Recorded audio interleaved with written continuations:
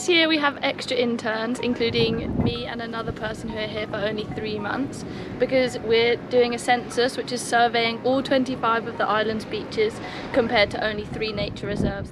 And this will help us get an understanding of the total population of nesting females here. Because of COVID, the last census was 7 years ago, so it's really important that we collect this data this year because it's been a long time since we've had data for the rest of the 25 beaches.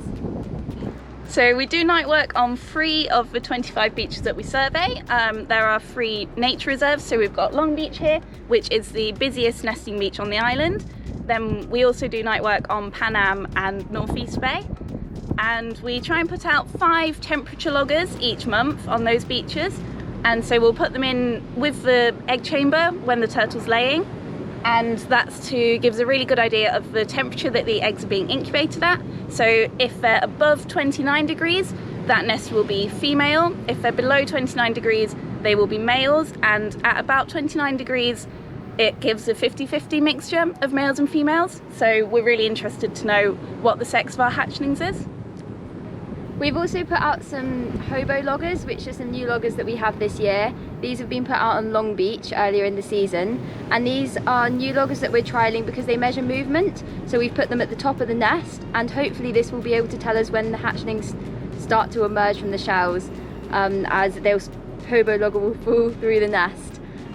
We also conduct stranding checks around the island. We have a specific route because there are certain hotspots for strandings that we need to make sure that the turtles got back into the sea after nesting. One of our hotspots is Catherine's Point, but we've actually got a fence there this year, which has been really useful, and it just redirects the turtles away from the area where there's a lot of rocks and where they can often get stuck, and that's saved them a lot of stress and us a lot of time. However, sometimes the turtles decide that they don't really want to play nicely with the fence. So last week we had one turtle who decided to go over the fence, and then she ended up stranded in a rock pool. But when that happens, we just encourage them. We encourage her to turn around, go back over the fence, and then go back into the sea in a safe spot.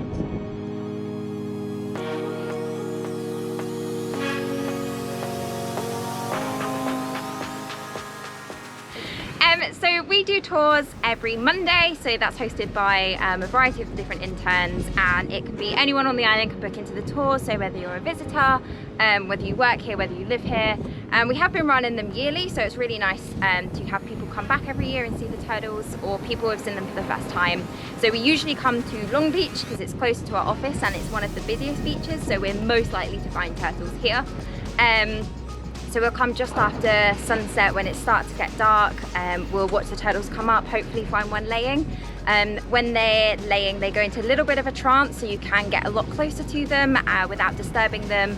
And we just teach people how to interact with the turtles, how to approach them safely, and how to watch turtles themselves, because the beaches are open for anyone to come and watch turtles at any point. So teaching them how to do that in a proper manner is the best way.